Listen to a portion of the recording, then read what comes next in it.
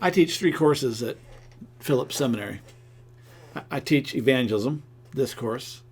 I teach proclamation, which is homiletics, preaching, and I teach the pastoral leadership one. Those 3 courses are so interrelated that it's sometimes hard for me to divide them out, because ultimately all 3 courses are about evangelism.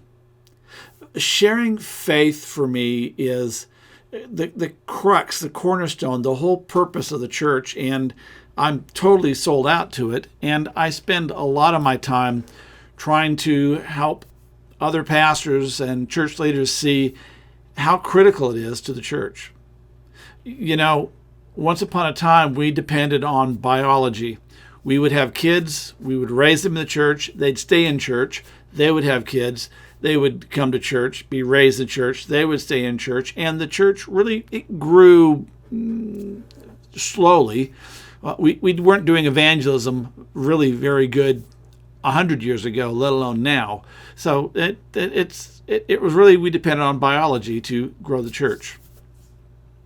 But with my generation, the boomers, we pretty much walked away from church by and large. We looked at our parents and looked at the church and go, yeah, no thank you, that's your thing, not my thing, and we're done. And the parents had no idea, and our grandparents had no idea how to make faith relevant for us. And so we walked away. We just weren't interested because that was our grandparents' thing, not our thing. Today, we are, if you will, behind the 8 ball in terms of how do we share faith, and how do we grow the church, and how do we let people know and get people to come into the kingdom of God to become a part of Christianity. There's a number of reasons for this. Number one is that we still think that biology is going to work. We still expect, we raise our kids in the church, they're going to continue. The problem is it isn't. Most people in their 20s and younger have no intentions of being in church, and really have no intentions of ever going to church. And so Christianity in the United States and in Europe and in the West really is literally on the ropes. We are in a steep decline, and Christianity is not going to go extinct, but it's become almost completely irrelevant in our cultures. On the other hand, in other nations, as we've talked about already, Christianity is doing really well. So, if we turn our back on Christianity, and if God turns his back on us, that it's not all lost. It's just that we're no longer a relevant part. It's kind of like the 7 churches of the Revelation, none of whom exist anymore. None of them, not a single one. We're on our way there as well, I guess. One of the keys when it comes to evangelism and my concern and my teaching is that you really are the future of the church. You see, if I can't somehow convince you that evangelism is important enough for you to get engaged, if I can't get you to help set that as a priority in your life, then the reality is your church isn't going to get excited about evangelism. In fact, they know that if you don't do evangelism, then it really isn't all that important, because if you won't do it, it can't be important. So they don't. Which is to say, they're following you one way or the other. If you get out there and you get friends that are unchurched and you share your faith little by little and you start seeing some fruit, they'll go, oh, I can see what I'm supposed to do. But standing in the pulpit and telling them you need to do this and you need to do that, it's just not effective. If you're not doing it, they won't do it. But that means that we have to set some priorities.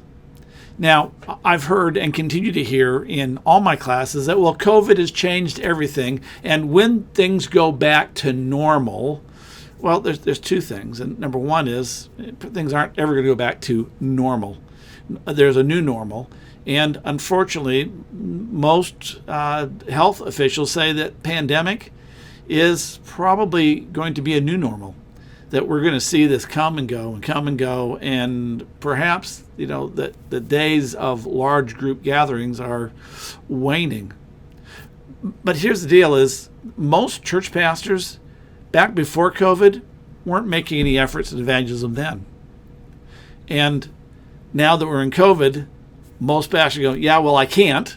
And, that's my excuse, if you will, because, I can't do evangelism. I can't go out of my office and, go and hobnob and whatnot. And the reality is they didn't, they aren't, and they probably won't. Because the best indicator of your future behavior is your past behavior. It's just a reality. So my job is to try and convince you that it's worthwhile doing this. It's worthwhile setting a priority to share your faith. The problem is that in the main line, and this is across the board, this isn't just disciples, this is true in the Methodists, the Presbyterians, the Episcopalian, the Lutheran churches, and it goes on. There's about 7 or 8 of us that are mainline, is that we really have lost our interest in evangelism because, most of us believe that everybody's in.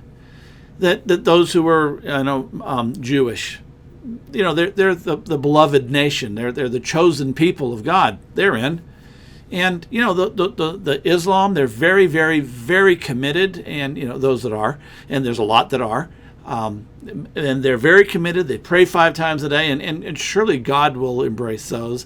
And everyone we know pretty much is on a spiritual path, and they're pretty happy with their spiritual path, and they think they're good people, and by and large, most people are basically good people. And so a loving God wouldn't just say, well, you're in, yeah, and the rest of you, not so much. The way I handle that dilemma, and I'm a mainliner. I'm a scientist's son, born and raised and bred in the mainline church. I attended the mainline church 9 months before I was born, and I've been in the mainline church, except for a very brief period of my life, almost exclusively. So I've had to wrestle with this myself, because I really hope that the Bible's wrong.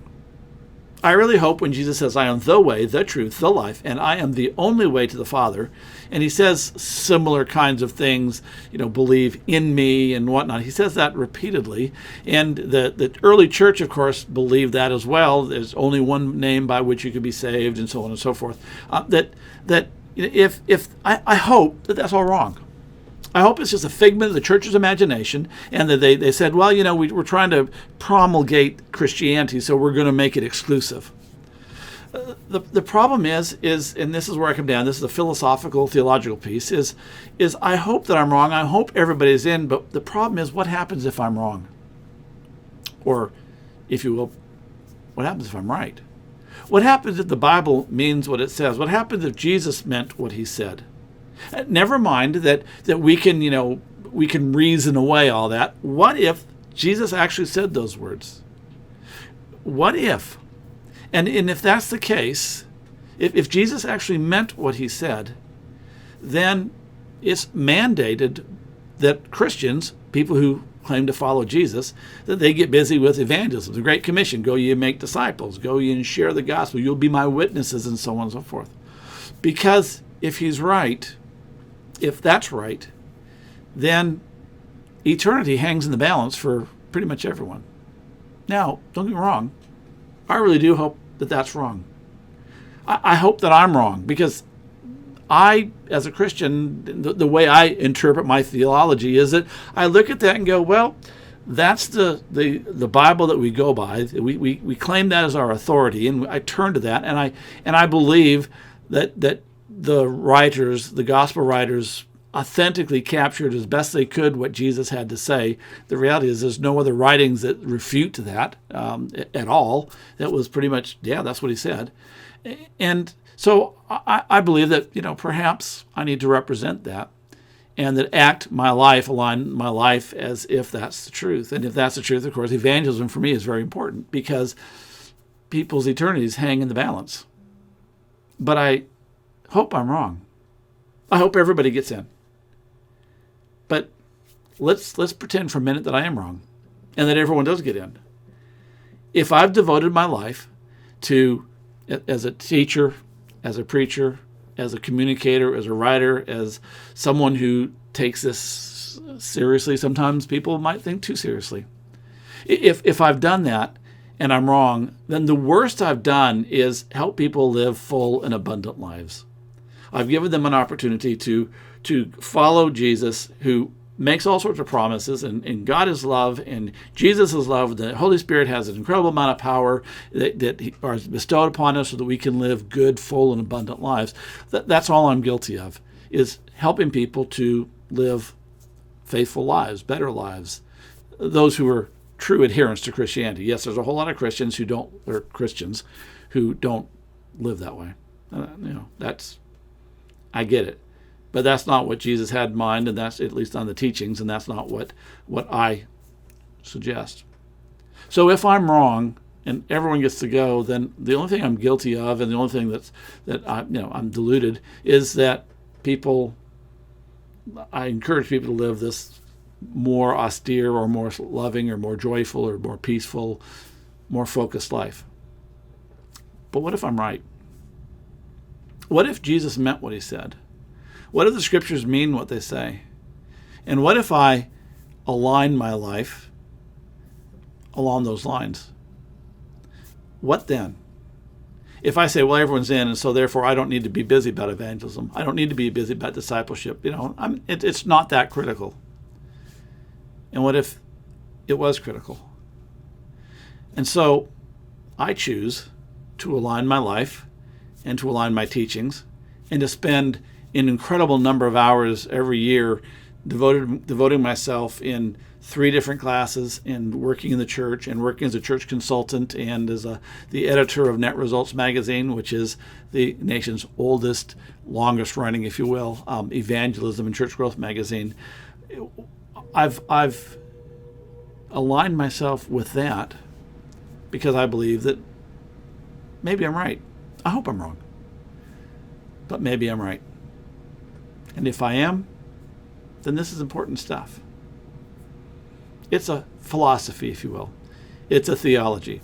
Not everyone buys into it. In fact, most mainliners don't, and I get that. But I'm passionate about this because that's where I come down at. So I hope you're enjoying the course. I hope you're getting a lot out of it.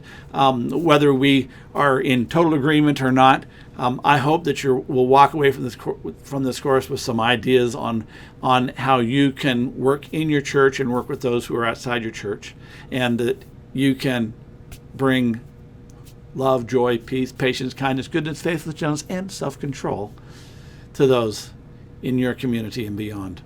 Thanks for joining me. There is no assignment on this lecture. I just wanted to share my heart and let you know where I'm walking, and hope that we're walking together and that I'm helping you in your ministry. See you later.